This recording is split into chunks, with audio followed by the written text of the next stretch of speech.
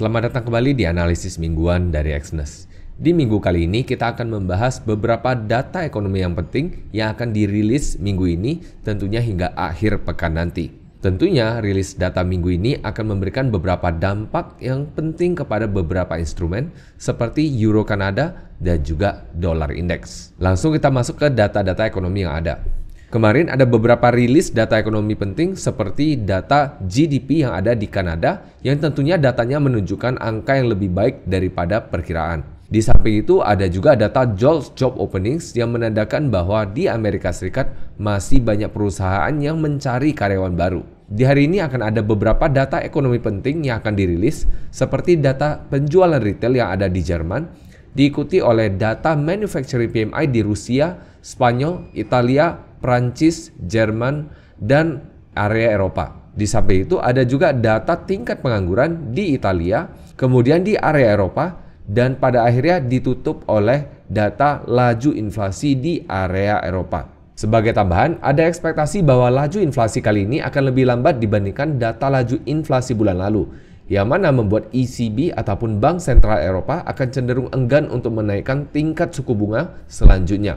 Agak malam nanti, Bank Sentral Eropa juga akan mendiskusikan kebijakan keuangan yang akan cenderung ditempuh, yang mana tentunya akan memberikan petunjuk dari langkah berikutnya Bank Sentral ini. Di wilayah lain, Amerika Utara, AS akan dihujani beberapa data ekonomi penting seperti ADP Employment Change, Initial Jobless Claims, Global Manufacturing PMI, dan ISM Manufacturing PMI yang akhirnya ditutup oleh Crude Oil Stock Change. Selain itu, di Kanada juga akan ada pengumuman dari Global Manufacturing PMI yang ada di Kanada sendiri.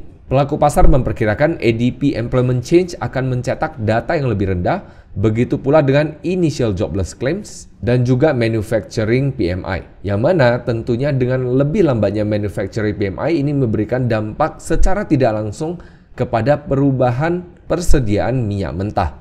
Dari sudut pandang teknikal, Euro Kanada telah rally kuat sejak kuartal terakhir tahun lalu hingga mencapai puncaknya di awal bulan Mei ini, sebelum akhirnya melanjutkan penurunan hingga kemarin. Jika harganya dapat menembus level 1.465, maka ada peluang harganya untuk menguji kisaran 1.475.